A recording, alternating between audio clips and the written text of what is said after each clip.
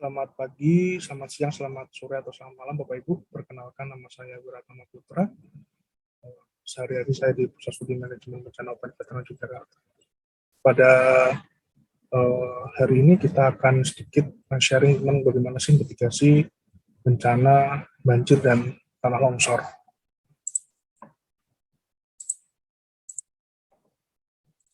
Ini adalah tampilan slide awal. Saya diminta oleh adik-adik KKN untuk sedikit sharing tentang bagaimana sih mitigasi bencana tanah longsor dan banjir. Jalur pemaparan ada pengantar, bisa ada banjir itu bagaimana, longsor itu bagaimana, kemudian penutup.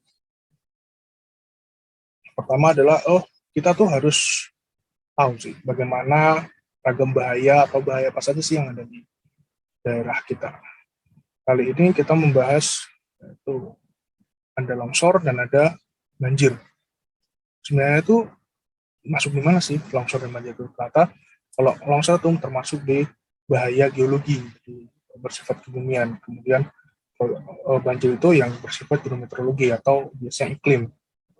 Kemudian ada juga selain geologi dan hidrometeorologi ada biologi, teknologi, lingkungan, dan sosial. Kalau biologi itu bagaimana? Seperti sekarang kita ini Bapak Ibu, pandemi COVID-19. Nah, kalau teknologi mungkin ada kecelakaan transportasi atau industri. Lingkungan ada kebakaran hutan lahan, dan kalau itu memang diakibatkan oleh alam ya Bapak Ibu, misalnya di cuaca yang panas ekstrim, misalnya seperti itu. Ini lahannya gambut, jadinya gampang terbakar. Kalau sosial itu ada di konflik, teror, huru hara. Setelah kita tahu bahayanya apa saja yang dia di tempat kita juga harus tahu bahwa setiap bahaya itu memiliki karakter. Karakter apa saja sih yang ada di bahaya? Ada sumber atau penyebabnya. Nah, kalau misalkan banjir itu penyebabnya misalkan curah hujan. Kalau misalkan tanah longsor itu misalkan bisa selain curah hujan ada juga bisa gempa, faktor manusia. Misalkan dijadikan tempat lahan pertanian tapi kemudian pengairannya tidak dijaga di situ, jadi mengakibatkan longsor. Faktor pusat ya kira-kira ketika banjir dan longsor itu terjadi, kira-kira apa saja yang bisa merusak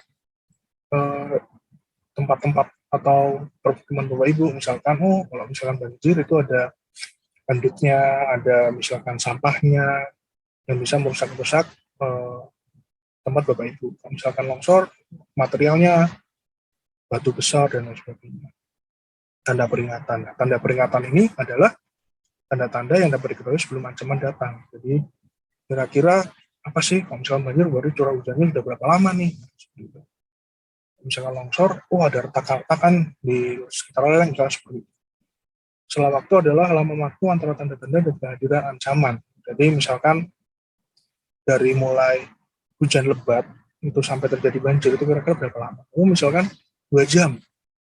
2 jam, kok di atas tuh banjirnya, kok di atas tuh hujan sangat lebat, 2 jam bisa banjir di sini. Kecepatan adalah kecepatan kehadiran pergi, dampaknya kalau banjir itu sampai berapa lama dari mulai waktu tersebut sampai ke kita, ke tempat Bapak Ibu, sampai merendam itu berapa lama, merendam pemukiman Bapak Ibu. Frekuensi adalah pola perulangan. Jadi misalnya kalau banjir, tanah longsor itu sering terjadi di musim hujan. Di setiap musim hujan itu berapa lama perulangan banjir dan longsor itu terjadi. Durasi adalah lama waktu kejadian. Jadi lama waktu kejadian banjir itu berapa lama? Misalkan sampai menggenang selama 2 hari. Kalau longsor cuman sebentar, misalkan 20 detik, tapi yang diakibatkan sangat kacau sekali. Sebaran adalah kalau banjir itu sebenarnya sampai berapa? Misalkan menggenang di 5 RT, menggenang di 2 RW. Kalau posisi adalah misalnya ini, rumah Bapak Ibu terhadap sungai itu seberapa dekat? Karena kan sumber banjir biasanya kan di sungai kan, seperti itu seberapa dekat.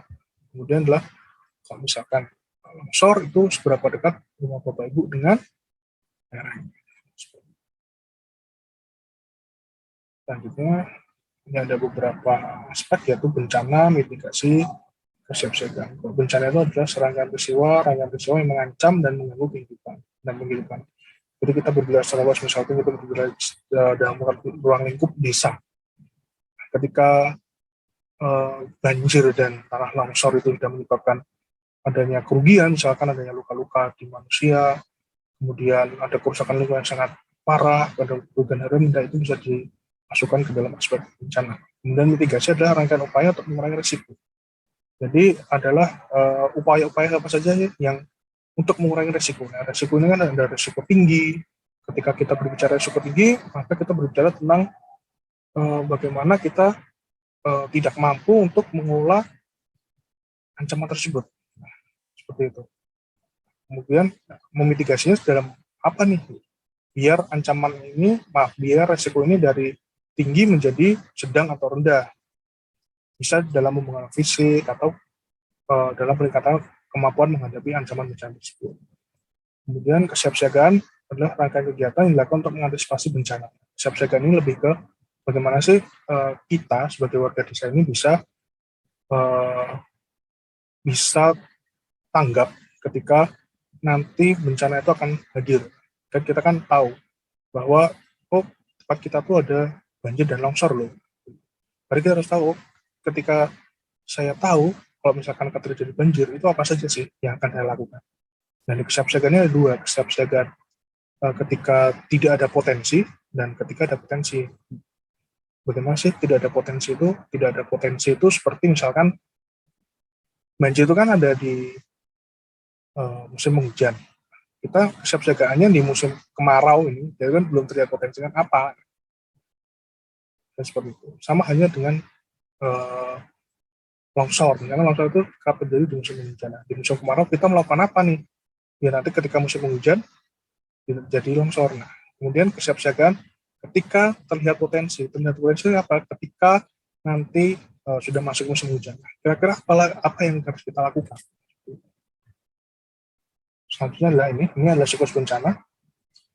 Nah, kita membahas di pra bencana Bapak Ibu, yaitu mitigasi dan kesiapsiagaan. Bagaimana kita cara mitigasinya. Seperti itu. Kemudian ini adalah banjir.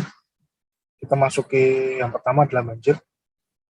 Nah, ini adalah siklus hidrogeologi. Siklus hidrogeologi ini secara singkat adalah bagaimana sih air itu menguap ke udara dari permukaan tanah dan laut, berubah menjadi awan, kemudian kembali jatuh lagi sebagai hujan. Nah, seperti itu. Secara singkatnya seperti itu. Ini adalah siklus hidrogeologi. Kita bisa lihat siklus hidrogeologi yang ada. Kalau hujan turun, jadi nanti dia larinya kemana, bisa menguap lagi nanti, nah, seperti itu. Ada yang meresap, ada yang tidak meresap, dan meresap itu nanti turun kemana, seperti itu. Kemudian nih maknanya ada daerah namanya daerah aliran sungai, daerah yang berkontribusi pada aliran sungai. Jadi kalau misalkan di Bantul itu ada das opak seperti itu. Kemudian ada lagi kalau di tempat Bapak Ibu ada namanya subdas Kali Celeng. Seperti itu yang kemarin beberapa tahun lalu sempat banjir. So, apa sih penyebab banjirnya? Kita harus tahu dari seperti di karakter ancaman, kita harus tahu penyebab banjir itu apa saja. Karena banjir ini maksudnya hidrometeorologi berarti berkaitan dengan iklim. Nah, kok pencairan es ini kan lebih ke yang mungkin daerah-daerah bersalju. Kita kebanyakan gara-gara hujan. Terus sama saja pengontrol banjir itu ada saluran, bendungan, pelurusan sungai, vegetasi, pengelolaan. Saluran ini dalam artian bagaimana drainase daerah sekitar, apakah baik atau tidak, bagaimana sepanjang sungai itu baik atau tidak. Nah, ini karakternya merupakan lintasan yang keluar dari saluran. Bisa saja karena saluran tidak baik, kemudian keluar, seperti itu. Kemudian mengenang. Tergantung kecepatan peningkatan input dan kapasitasnya. Inputnya itu ketika curah hujannya sangat istilahnya tinggi, itu nanti bagaimana apakah sungai ini bisa menampung. Kok tidak bisa menampung kan akhirnya apa? Meluap. Seperti itu. Tingkat bahaya tergantung kecepatan dan tinggi genangan. Dalam artian tinggi genangan ini kalau kemarin di Karangtengah itu kira-kira tingginya berapa nih? Bisa sampai semeter, misalnya semeter, 1,5 meter. Input tidak terkendali, dalam artian dalam curah hujan ini ternyata tidak bisa terkendali, jadi kan terus menerus jadinya semakin naik semakin naik kalau tinggi genangan tersebut. Kemudian ini ada dua, ada banjir hulu. Nah, di banjir hulu ini biasanya daerah-daerah atas di wilayah yang sempit, kecepatan tinggi, berangsur cepat, jumlah air sedikit. Nah, jumlah airnya sedikit, tapi material yang dibawa itu ada berupa misalkan batu-batuan, habis itu batang kayu, habis itu lumpur, nah, seperti itu. Ini biasanya banjir-banjir yang sering terjadi, banjir-banjir kok yang di atas ini banjir bandang, biasanya seperti itu. Jadi di wilayah yang sempit, kecepatannya tapi sangat cepat sekali. Dan material yang dibawa itu material-material berat semua. Kalau misalkan itu sekali kena, ya rusaknya sangat rusak sekali. Memang tidak ada genangan, tapi material yang dibawa itu sangat-sangat bisa merusak sekali. Kemudian banjir hilir. Ini melanda daerah luas. Nah, biasanya daerah pemukiman. Terus itu hasil hujan regional. Jadi hujannya itu sangat mencakup wilayah yang luas. Jadi nanti debitnya pun, nanti kenaikannya pun cukup signifikan. Dari kenaikan airnya cukup signifikan. Berlangsung lama. Nah, mengenangnya ini lama. Jadi misalnya bisa sampai sehari baru reda, atau beberapa jam. Beberapa jamnya bukan 1 jam, bisa lebih lama dari itu. Memerlukan manajemen yang lengkap. Jadi kita harus tahu bagaimana dari mulai sungai itu bagaimana kita mengelolanya dengan baik, drainasenya kita mengelolanya dengan baik, cara bagaimana, ataukah ada kegiatan-kegiatan untuk agar air ini lancar, tidak mengenang. Kemudian banjir ini sifatnya mengenang, gitu tadi. Saya mengatakan bahwa sifatnya mengenang atau mengalami peran. Jadi karena luas, karena di bawah kan. Jadi kalau yang hilir tadi di wilayah yang sempit, kalau ini penyebarannya luas, ya sampai beberapa RT, beberapa RW yang seperti itu. Nah, pemicu banjir adanya hujan ekstrim, urbanisasi, praktek pengelolaan lahan, penggunaan hutan. Nah, ini biasanya kalau penggunaan hutan ini nanti ketika hujan itu turun, seharusnya ada beberapa air yang meresap, tidak bisa meresap, dan kemudian run off. Seperti itu.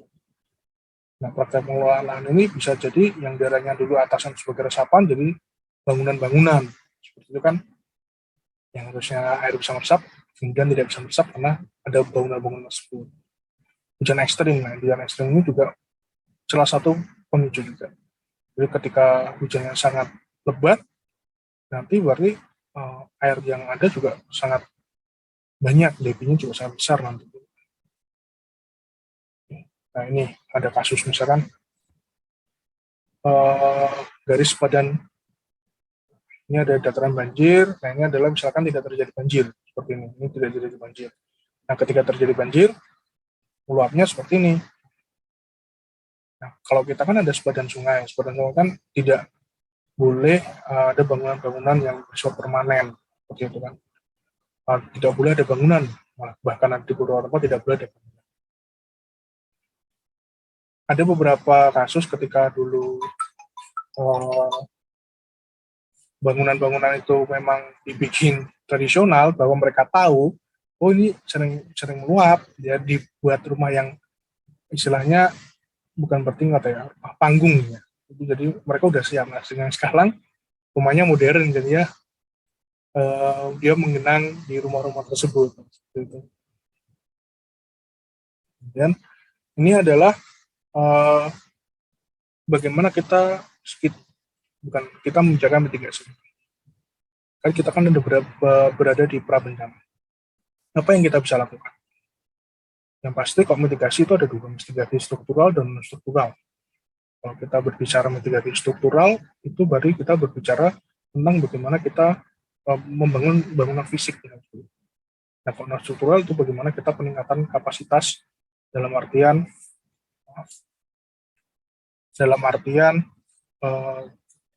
bagaimana kita memahamkan warga, sosialisasi diberikan, oh daerah kita tuh rawan banjir, daerah kita tuh bisa terjadi bencana banjir. Bisa juga kita pembuatan namanya partisipatif, peta partisipatif. Oh, kita membuat peta partisipatif ketika nanti pendataan warga di situ, yang bisa terkena banjir warga mana saja. Nah, dipetakan di situ. Dipetakan di situ. Kita buat sebuah peta, di dalamnya sudah ada, oh, kalau terjadi banjir, itu warga desa sini terdampak pada berapa rumah. Nah, di berapa rumah itu nanti ada berapa jiwa. Nah, berapa jiwa itu nanti kira-kira ada nggak kelompok-kelompok rentan, misalkan difabel, misalkan lansia, balita, ibu hamil, seperti itu. Kemudian ada nggak SOP-SOP dari desa atau peraturan-peraturan dari desa yang berbicara tentang banjir ini, seperti itu. Misalkan tentang tidak boleh membangun bangunan di sepanjang bibir sungai selama sepanjang 10 meter, nah, misalnya 10 itu. Habis itu membersihkan, ada juga polisinya membersihkan saluran pembuangan limbah cair rumah tangga kecil. Nah, itu salah satunya untuk mitigasi di drainase-drainase yang ada di tempat-tempat. Nah, kita lanjut ke longsor. Nah, ini adalah peta sebaran longsor di Indonesia. Sangat kompleks, sangat banyak. Kalau di Imogiri itu, maaf, kalau di Karangtengah itu juga ada daerah-daerah tinggian yang berpotensi longsor dan pernah terjadi longsor juga. Longsornya, nah, tipe materialnya ada tanah, ada batu, tipe gerakannya ada jatuhan, luncuran, mengalir, kecepatannya ada cepat dan lambat. Seperti itu. Nah, ini adalah faktor-faktor penyebab. Di daerah Karangtengah kan juga ada lereng yang terjal juga. Kalau kemarin ada beberapa teman yang mengukur lebih dari 40 derajat kemiringannya. Pemicunya apa sih? Pemicunya hujan, gempa, aktivitas vulkanik. Penyebabnya apa? Penyebabnya ada geologi, morfologi, dan manusia. Mana yang akan kita kelola? Nah, seperti itu. Dan seperti itu mah kita kelola. Kalau misalkan hujan, itu kan mengelolanya bagaimana? Misalkan kalau mengelolanya, hujan itu kan pasti. Itu mengelolanya bagaimana? Penyebabnya ada geologi, morfologi, manusia. Nah, kalau ini kita bisa kelola, maka kita bisa mengurangi dampak dari longsor. Misalkan kalau kita mengelola penyebabnya yaitu manusia, ya berarti kita harus mengelola bagaimana manusia itu agar tidak sembarangan dalam mengolah bagian-bagian yang berpotensi longsor, terutama di lereng. Seperti itu. Kalau misalkan pemicunya misalkan hujan. Hujan ini udah pasti datang, sudah tidak bisa dipungkiri lagi, pasti ada. Bagaimana kita kelolanya? Misalkan kita buat parit-parit agar misalkan air hujan itu turun, bisa air itu tidak membuat lereng itu jenuh, jadi airnya dikeluarkan, membuat saluran-saluran parit di sekitar lereng. Bisa seperti itu. Nah, ini ada beberapa jenis klasifikasi pergerakan lereng. Ada runtuhan, jatuhan, longsoran, lateral, aliran, dan juga. Ini ada jenis materialnya yang di bawah, ada batu, ada kadang tanah, ada kadang juga lumpur. Nah, seperti itu. Kemudian kita akan lihat, nah ini adalah macam-macam atau jenis pergerakan tanah. Jadi kalau misalkan kita lihat di runtuhan batuan, ini biasanya terjadi di daerah-daerah yang memang batuannya itu memiliki kemiringan yang sangat terjal, jadi berupa batuan, ya, bukan berupa tanah, jadi berupa batuan. Kemudian adanya retakan-retakan di sana, sehingga aliran air itu bisa masuk ke dalamnya. Jika itu masuk ke dalamnya, nanti akan jenuh kan, kemudian batuan itu akan kehilangan daya cengkramnya. Ataupun retakan-retakan tersebut kan juga bisa menyebabkan kehilangan daya cengkram, kemudian bisa jatuh, seperti itu. Nah, kalau misalkan ada yang lain, ada seperti debris. Kalau debris itu biasanya gimana ya, dia itu menurunnya cepat, berada di lereng menurunnya cepat dikarenakan juga aktivitas dari, bisa saja dari manusia ataupun dari alam, ya misalnya curah hujan yang tinggi. Jika itu terjadi, nanti ya akhirnya lapisan itu akan istilahnya mengalir ke bawah, dan ini berlangsung secara cepat, banyak sekali. Nah, ini perumpamaannya. Lereng, misalnya ini manusia ini sebagai masa tanah ya, jadi kita umpamakan seperti itu. Lereng stabil, kemiringan tidak terjal, manusia usia muda masih kuat cengkramannya, kita benar-benar kerja cengkramannya. Ini tidak apa-apa, jadi lerengnya, masa tanahnya tidak apa-apa. Kemudian bisa saja lereng tidak terjal, tapi cengkramannya tidak kuat mencengkram, jadinya apa? Longsor. Lereng tidak terjal dan manusia membawa beban berat, jadi beban itu seperti ini. Misalkan lereng itu ada pembebanan di atasnya, seperti rumah, tanaman, yang tanaman pun bukan yang tanaman memperkuat lereng, tapi yang membuat beban lereng. Jadi longsor juga. Lereng tidak terjal, tapi ada gangguan dari luar, misalkan hujan deras. Misalkan ada hujan deras, ada juga gempa, akibatnya apa? Tidak bisa longsor. Nah, ini adalah sistem pemantauannya. Jadi kalau sistem pemantauan ini di Karatengah itu ada beberapa. Kemarin juga bulan sebelum PPKM itu juga memasang juga untuk alat pemantauan di daerah Karangtengah. Ada 2. Ini salah satunya adalah yang memakai tali tegang ulur itu ya. Jadi ketika nanti dia ada gerakan, itu akan menegang talinya, kemudian akan membunyikan sirine. Seperti itu. Itu sudah dipasang kemarin. Mungkin itu bisa menjadi suatu hal yang untuk apa ya, sekitarnya untuk kita waspada juga, untuk kita tahu bagaimana sih pemantauan di sekitar daerah sana itu. Nah, ini adalah longsor di Karangtengah. Ini yang longsor di Karangtengah ini pernah terjadi tahun 2018-19 ya, saya lupa. Ini seperti ini debris. Ini debris. Kita bisa lihat banyak sekali mengenai pemukiman juga. Nah, ini ada mitigasinya. Ini mitigasi struktural yang kita sebut tadi, ada pengeprasan lereng dan lain sebagainya. Selanjutnya, ini ada mitigasinya. Ini ada dinding perahan di sini. Tapi ini ketika ini tidak dicek secara berkala juga bisa menimbulkan, juga bisa longsor, maksudnya seperti ini. Jadi tetap ada maintenance seperti itu. Nah, ini adalah penambatan menggunakan semacam paku tapi besar sekali untuk menambat di mengikat lereng tersebut. Kemudian ini ada bagaimana sih tindakan sebelum ada gerakan massa. Kalau di pemantauan tadi kan ada juga nanti pemantauan itu ketika nanti ada gerakan itu ada menimbulkan suara. Kita bagaimana sih ketika suara itu terjadi? Seperti itu. Ini ada menghindari daerah rawan bencana. Jangan mendirikan bangunan yang bersifat buat beban lereng. Tadi kan perumpamaannya seperti itu. Kemudian mengurangi keterjalan lereng jika bisa. Kalau di tengah-tengah kan sudah ada dibuat berunduk ya, jadi dibuat naik gitu ya.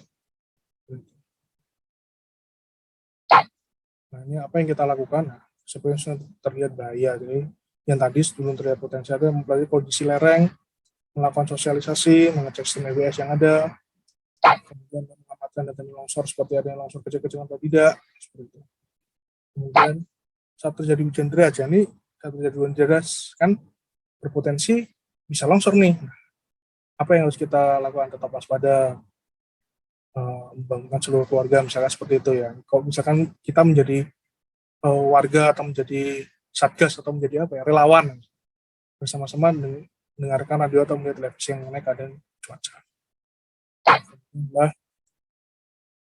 Bila rumah itu berada di dekat lereng, baru kita mengatakan lereng yang jelas diakibatkan hujan bisa berbahaya. Jadi dalam artian gini, rumah kita dekat dengan area longsor. Kalau kita udah tahu hujan ini deras banget nih, bisa menyebabkan longsor, kita segera keluar dari rumah, evakuasi, entah evakuasi itu ke tempat saudara kita, daerah mana yang lebih aman. Kemudian kalau di longsor biasanya ada suara-suara kayak jatuhan, kayak geseran, nah itu memang harus kita tahu bahwa kadang longsor itu kan membawa bukan cuma batuan tapi kadang pohon-pohon. Nah, ini ada amati di luar rumah bila terjadi lumpur. Jika dekat dengan aliran sungai, lihatlah dan amati serta waspada bersiap-siap untuk evakuasi cepat. Seperti itu. Oke, ini untuk bagaimana kita kesiapsiagaannya jika sudah terlihat nih udah hujan deras. Seperti itu. Kita juga harus tahu bila sudah ada aktivitas longsor di bagian puncak, jangan tunggu lama kita menunggu, wah nantilah, jangan, langsung aja evakuasi. Jangan diri, mau itu nanti longsor atau tidak, ketika sudah karakternya itu sudah kelihatan, mending kita evakuasi. Seperti itu.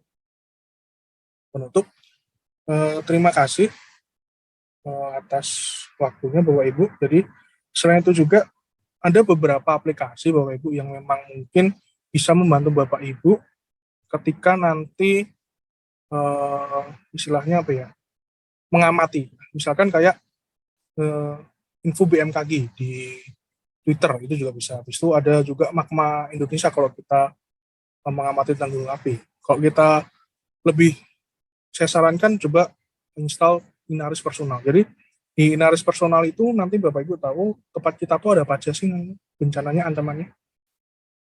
Seperti itu. Ya Bapak Ibu ya, coba saya lihatkan, saya stop share dulu.